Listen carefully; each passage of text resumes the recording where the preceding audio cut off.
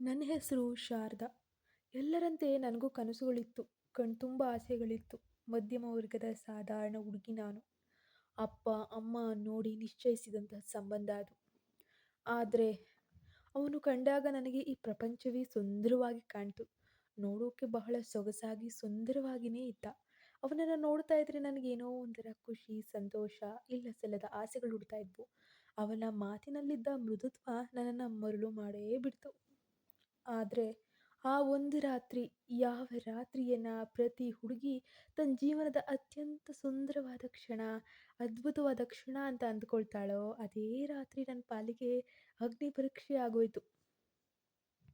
ನಾನು ಅಂದ್ಕೊಂಡಿದ್ದಂತಹ ಸುಂದರವಾದ ಜೀವನ ಕೇವಲ ಒಂದು ಮುಖವಾಡ ಅಂತ ನನಗೆ ಅರಿವಾದಾಗ ನಾನು ಅಕ್ಷರಶಃ ಕುಸಿದೋದೆ.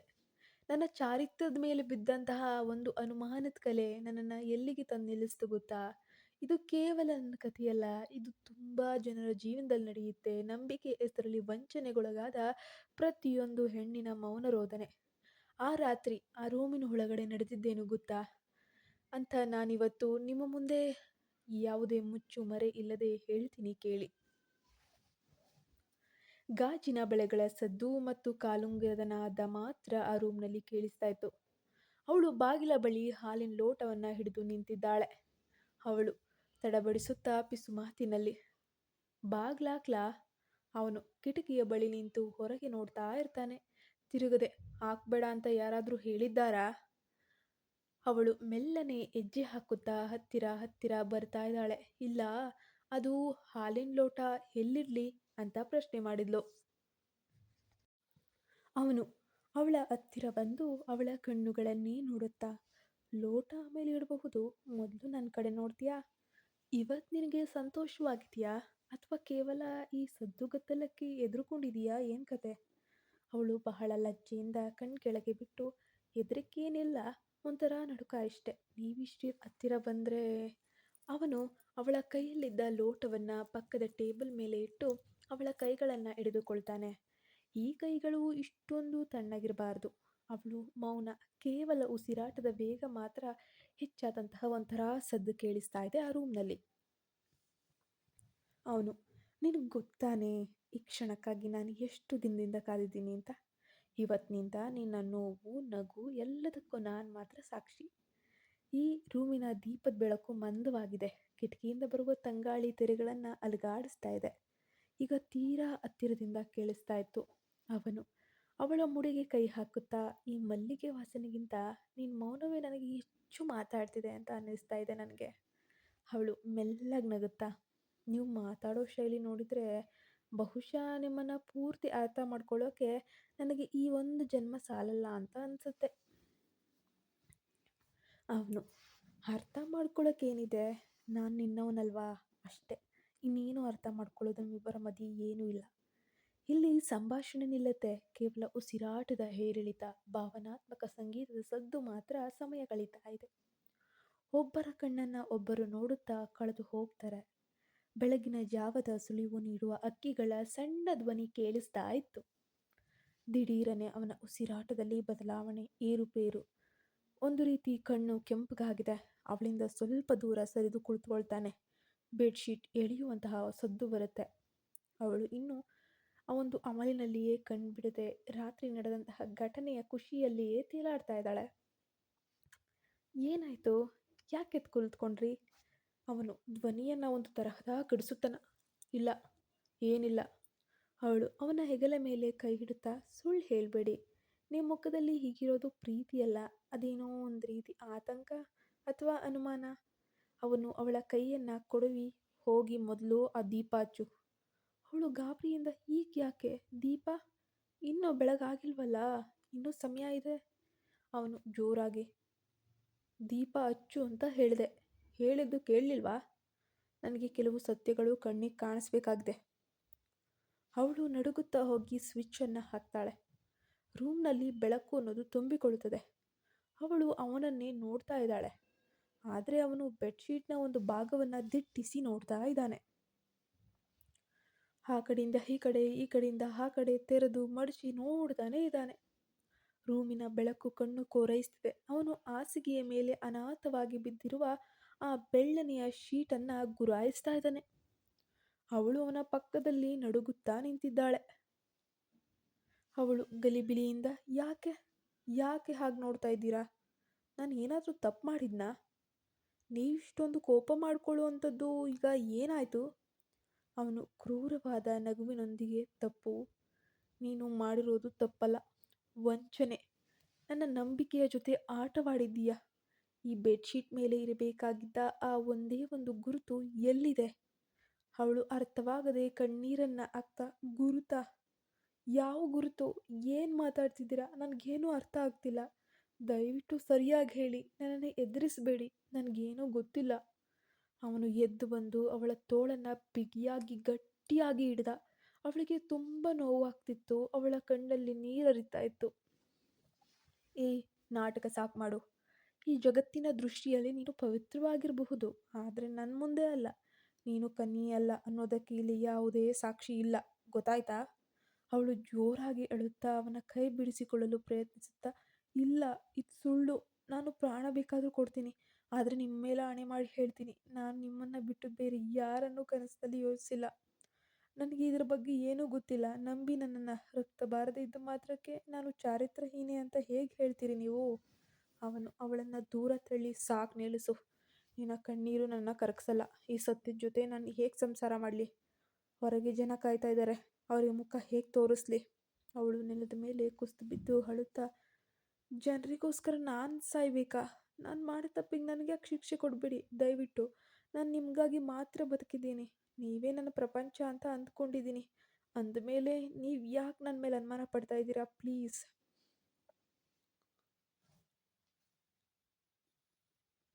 ಅವನು ಅವಳ ಮಾತನ್ನು ಕೂಡ ಸ್ವಲ್ಪವೂ ಲೆಕ್ಕಿಸದೆ, ಕೇಳಿಸ್ಕೊಳ್ಳದೆ ಕೋಪದಿಂದ ಹೊರಗೆ ಹೋಗೋಕ್ಕೆ ಬಾಗಿಲ ಬಳಿ ಹೋಗಿ ನಿಲ್ತಾನೆ.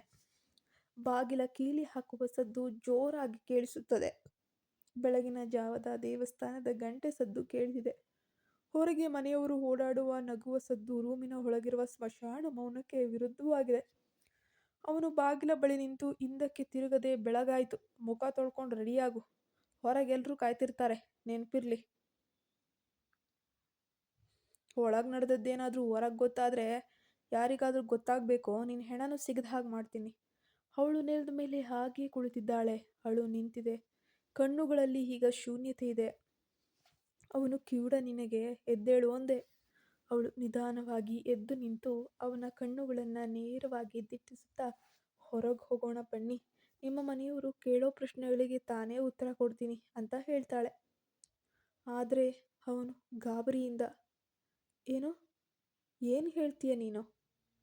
ಅವಳು ಒಂದು ನಿಗೂಢವಾದ ನಗು ನಗುತ್ತಾ, ನೀವು ಯಾವ ರಕ್ತದ ಕಲೆಗಾಗಿ ನನ್ನನ್ನು ಅವಮಾನ ಮಾಡಿದ್ರಿ, ಅನುಮಾನ ಪಟ್ಟಿದ್ರೋ ಅದೇ ರಕ್ತ ಇವತ್ತು ಈ ಮನೆಯ ಹೊಸ್ತಿಲ ಮೇಲೆ ಇರುತ್ತೆ. ಆದರೆ ಅದು ನನ್ನ ಪವಿತ್ರತೆಯ ಸಾಕ್ಷಿಯಲ್ಲ, ನಿಮ್ಮ ಅಹಂಕಾರಕ್ಕಾಗಿ ನಾನು ಕೊಡುವಂತಹ ಬಲಿ ಅಂತ ಅಂದ್ಕೊಳ್ಳಿ ಅಂತ ಅಂದ್ಲು. ಅವಳು ವೇಗವಾಗಿ ಹೋಗ್ತಾಳೆ, ಒಂದೇ ದಾಪಿಗೆ ಹೋಗ್ತಾಳೆ, ಹೋಗಿ ಬಾಗಿಲನ್ನು ತೆಗೆದ್ಲು. ಹೊರಗೆ ಹೂವು ಹಣ್ಣು ಇಳಿದು ನಿಂತಿರುವಂತಹ ಅತ್ತೆ ಮತ್ತು ಮಾವನ ಮುಖದ ಮೇಲೆ ಅವಳ ಕಣ್ಣೀರು ಮತ್ತು ಆವೇಶದ ಮುಖ ಕಾಣಿಸ್ತದೆ. ಅವಳು ಹಾಗೆ ಕೈಯಲ್ಲಿ ಏನೋ ಒಂದನ್ನು ಬಿಗಿಯಾಗಿ ಗಟ್ಟಿಯಾಗಿ ಹಿಡಿದಿದ್ದಾಳೆ. ಅತ್ತೆ ಅವರು ಹೊರಗಿನಿಂದ ತುಂಬ ಟೆನ್ಷನಲ್ಲಿ, ಏನಮ್ಮ ಏನಾಯ್ತು, ಯಾಕೆ ಹೀಗೆ ಮುಖ ಇಟ್ಕೊಂಡಿದ್ಯಾ, ಏನಾಯ್ತು ಅಂತ ಪದೇ ಪದೇ ಕೇಳ್ತಿದ್ದಾರೆ, ಪ್ರಶ್ನೆ ಮಾಡ್ತಿದ್ದಾರೆ. ಅವಳು ಅವರನ್ನೇ ನೋಡುತ್ತಾ ಗಟ್ಟಿ ಧ್ವನಿಯಲ್ಲಿ, ಅತ್ತೆಯವರೇ, ಈ ಮನೆಯ ಗೌರವ ಉಳಿಸೋಕೆ ನಾನು ಒಂದು ಕೆಲಸ ಮಾಡಿದ್ದೀನಿ ನೋಡಿ. ಅವಳು ತನ್ನ ಕೈಯನ್ನು ಅವರ ಮುಂದೆ ಚಾಚ್ತಾಳೆ. ಅಲ್ಲಿ ರಕ್ತದ ಹನಿಗಳು ಕೆಳಗೆ ಬೀಳುತ್ತಿವೆ. ಅವನು ಬೆಚ್ಚಿ ಬಿದ್ದು ನೋಡ್ತಿದ್ದಾನೆ. ಅವಳು ಏನು ಮಾಡಿದ್ಲು? ಅವಳು ತನ್ನನ್ನೇ ನೋಯಿಸ್ಕೊಂಡಿದ್ಲ ಅಥವಾ ಅವನಿಗೆ ಬೇರೆ ಏನಾದರೂ ಶಿಕ್ಷೆ ಕೊಟ್ಟಿದ್ಲ ಎನ್ನುವ ಆತಂಕದ ನಡುವೆ ಕತೆ ಇಲ್ಲಿಗೆ ನಿಲ್ತದೆ. ಆದರೆ ಅತ್ತೆಯ ಆತಂಕದ ಕಿರುಚಾಟ, ಅವರ ಟೆನ್ಷನ್ನು, ಮನೆಯವರು ಓಡಾಟದ ಸದ್ದು ಕೇಳಿಸ್ತಾ ಇದ್ದಂಗೆ ಅವನು, ಅಂದರೆ ಗಂಡ ಅನ್ನಿಸ್ಕೊಂಡವನು, ಒಂದು ಕ್ಷಣ ದಿಗ್ಭ್ರಮೆಯಿಂದ ಬಾಗಿಲ ಬಳಿಯೇ ನಿಂತ್ಕೊಂಡ್ಬಿಡ್ತಾನೆ. ಅತ್ತೆ ಅವಳ ಕೈಯನ್ನು ಹಿಡಿದುಕೊಳ್ಳುತ್ತಾ, ಅಯ್ಯೋ ದೇವರೇ, ಇದೇನಾಯಿತು? ಮದುವೆ ಆದ ಮೊದಲ ದಿನವೇ ಹೀಗೆ ಮಾಡಬೇಕಿತ್ತೇನಮ್ಮ? ಇದೇನಮ್ಮ ಇದು? ಮೊದಲ ದಿನವೇ ಹೀಗೆ ರಕ್ತ ಹರಿಸ್ಕೊಂಡಿದ್ದೀಯಲ್ಲ, ಏನಾಯಿತು? ಕೈ ಹೇಗೆ ಕತ್ತರಿಸ್ಕೊಳ್ತು? ಅವಳು ತುಂಬ ಶಾಂತವಾಗಿ, ಆದರೆ ಧ್ವನಿಯಲ್ಲಿ ಒಂದು ತರಹದ ದ್ವೇಷ, ಕೋಪ, ಹಠ ಎಲ್ಲವೂ ಇತ್ತು. ಗಾಬರಿ ಆಗ್ಬಿಡಿ ಅತ್ತೆಯವರೇ. ಈ ಮನೆಯ ಗೌರವಕ್ಕೆ ಒಂದು ಕಲೆ ಬೇಕಿತ್ತಂತೆ. ಅದನ್ನು ಕೊಡೋಕ್ಕೆ ಹೋಗಿ ಈ ಸಣ್ಣ ಗಾಯ ಮಾಡ್ಕೊಂಡಿದ್ದೀನಿ ಅಷ್ಟೇ. ಏನೂ ಸಮಸ್ಯೆ ಇಲ್ಲ. ಅವನು ಗಾಬರಿಯಿಂದ ಅವಳ ಹತ್ತಿರ ಬಂದು ಪಿಸು ಮಾತಿನಲ್ಲಿ, ಹೇಯ್, ಇದೇನು ಹುಚ್ಚಾಟ? ಕೈ ಯಾಕೆ ಕುಯ್ಕೊಂಡಿದ್ಯಾ? ಅಂಥದ್ದೇನಾಗಿತ್ತೀಗ? ಅವಳು ಅವನ ಕಣ್ಣುಗಳನ್ನು ನೇರವಾಗಿ ನೋಡುತ್ತಾ, ಯಾಕೆ? ನಿಮಗೆ ಬೇಕಾಗಿರೋ ಸಾಕ್ಷಿ ಸಿಕ್ತಲ್ಲ. ಈಗ ಹೋಗಿ ಆ ಬೆಡ್ಶೀಟ್ ಮೇಲೆ ಆ ರಕ್ತದ ಕಲೆ ಹಚ್ಚಿ. ನಿಮ್ಮ ಸಮಾಜಕ್ಕೆ, ನಿಮ್ಮ ಅಹಂಕಾರಕ್ಕೆ ಒಂದು ಪವಿತ್ರ ಹೆಂಡತಿ ಸಿಕ್ಕಳು ಅಂತ ಬೀಗಿ. ಮಾವ ಗೊಂದಲದಿಂದ, ಏನಮ್ಮ, ಏನು ಹೇಳ್ತಿದ್ಯಾ? ಯಾವ ಸಾಕ್ಷಿ? ಯಾರು ಸಾಕ್ಷಿ? ಯಾರು ಕೇಳಿದ್ರು? ಏನಿದು ಮಾತು? ನನಗೊಂದು ಅರ್ಥ ಆಗ್ತಾ ಇಲ್ಲ.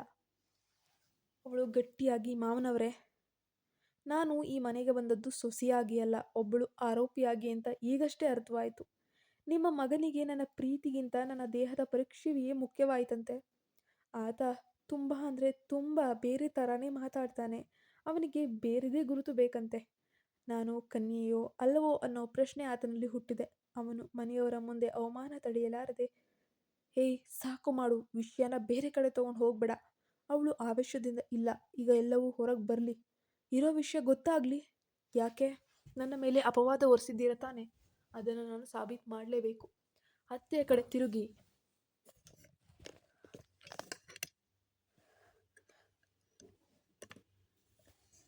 ಹೂವು ಕೊಡಬೇಕಾದ ನಿಮ್ಮ ಮಗ ಅರಿತವಾದ ಪ್ರಶ್ನೆಗಳನ್ನು ಎಸೆದ್ರು. ಅವರಿಗೆ ಪ್ರೀತಿಸಿದ ಹುಡುಗಿ ಅನ್ನೋದಕ್ಕಿಂತ ನಾನು ಶುದ್ಧವಾಗಿದ್ದೀನಾ ಅಥವಾ ಅನ್ನೋದು ಬೇಕಿತ್ತಂತೆ. ಮನೆಯಲ್ಲಿ ಘೋರ ಮೌನ ಆವರಿಸುತ್ತೆ. ಅತ್ತೆ ಮಾವ ಒಬ್ಬರ ಮುಖ ಒಬ್ಬರು ನೋಡ್ಕೊಳ್ತಾರೆ. ಅವನು ತಲೆ ತಗ್ಗಿಸಿ ನಿಂತಿದ್ದಾನೆ. ಅವಳು ತನ್ನ ಬ್ಯಾಗನ್ನು ಹೇಳ್ಕೊಳ್ತಾ ಇದ್ದಾಳೆ. ಈ ರಕ್ತ ನಿಮ್ಮ ಕಣ್ಣು ತೆರೆಸುತ್ತೋ ಇಲ್ವೋ ಗೊತ್ತಿಲ್ಲ, ಆದರೆ ನನ್ನ ಕಣ್ಣು ತೆರೆಸಿದೆ.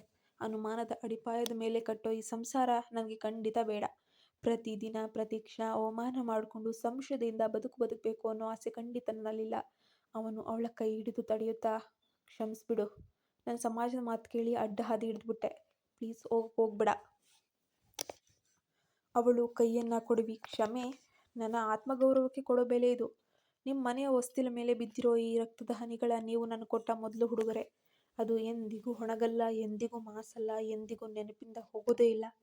ಅವಳು ವೇಗವಾಗಿ ಹೊರಗೆ ನಡೀತಾಳೆ. ಅವಳ ಕಾಲುಂಗುರದ ನಾದ ಈಗ ದೂರವಾಗ್ತಿದೆ. ಈಗ ಅವನೊಬ್ಬನೇ ನಿಂತು ಅಳುತ್ತಿರುವಂತಹ ಸದ್ದು ಕೇಳಿಸ್ತಾ ಇದೆ. ಅವಳು ಬಾಗಿಲ ಬಳಿ ಹೋದಾಗ ಮನೆಯ ಹಳೆಯ ಕೆಲಸದವಳು ಓಡಿ ಬರ್ತಾಳೆ. ಓಡಿ ಬಂದು ಅವಳ ಕಿವಿ ಹತ್ತಿರ ಒಂದು ಮಾತು ಹೇಳ್ತಾಳೆ.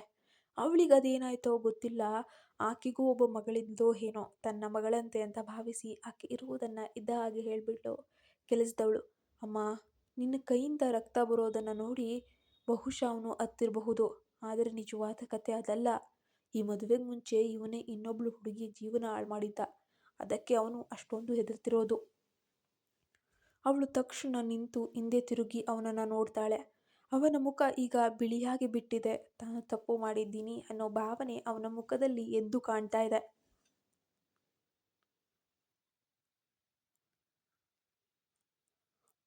ಅವನು ಅಷ್ಟೊಂದು ಅನುಮಾನ ಪಟ್ಟನಲ್ಲ ಅವಳ ಮೇಲೋ ಅಥವಾ ತನ್ನ ಪಾಪದ ಕೃತ್ಯ ಯಾರಿಗಾದ್ರೂ ಗೊತ್ತಾಗ್ಬಿಡ್ತಾರೆ, ಕಂಡುಹಿಡಿದ್ಬಿಡ್ತಾರೆ ಅನ್ನೋ ಭಯದಿಂದಲೋ.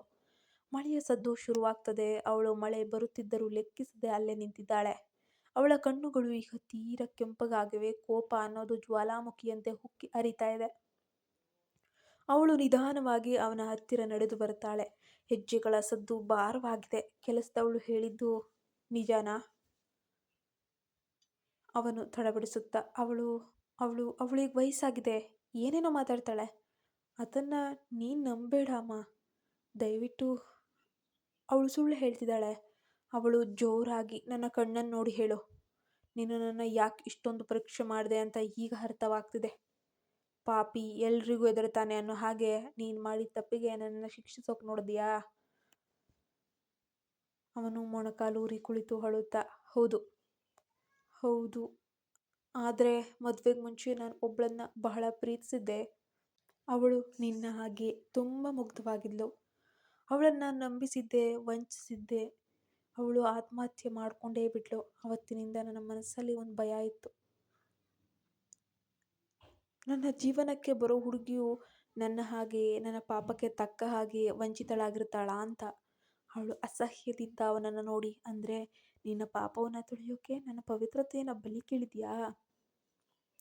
ನಿನ್ನ ಮನಸ್ಸು ಕೊಳಕಾಗಿದೆ ಅಂತ ನನ್ನ ದೇಹವನ್ನು ಅನುಮಾನ ಪಟ್ಟಿಯಾ? ಎಂಥ ನೀಚ ನೀನು! ಮಾವ ಸ್ತಬ್ಧರಾಗಿ ನಿಂತಿದ್ದಾರೆ. ಮಗನೇ, ಇಂಥ ಕೆಲಸ ಮಾಡಿದೀಯಾ? ಈ ರೀತಿ ಮಾಡಿದೀಯಾ ಅಂತ ನನಗೆ ಗೊತ್ತಾಗಿದ್ರೆ ನಾನೇ ನಿನ್ನನ್ನು ಈ ಮನೆಗೆ ಸೇರಿಸ್ತಾ ಇರಲಿಲ್ಲ. ನಿನಗೆ ಸರಿಯಾದ ಪಾಠ ಕಲಿಸ್ತಿದ್ದೆ. ಹೆಣ್ಣು ಮಗಳು ಅಂದರೆ ಒಂದು ಗೌರವ ಇಲ್ಲ.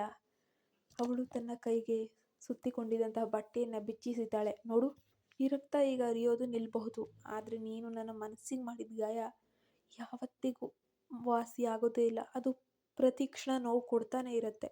ಇವತ್ತು ನಾನು ಈ ಮನೆಯಿಂದ ಹೋಗ್ತಿರೋದು ನಿನ್ನ ಅನುಮಾನಕ್ಕೆದ್ರಲ್ಲ.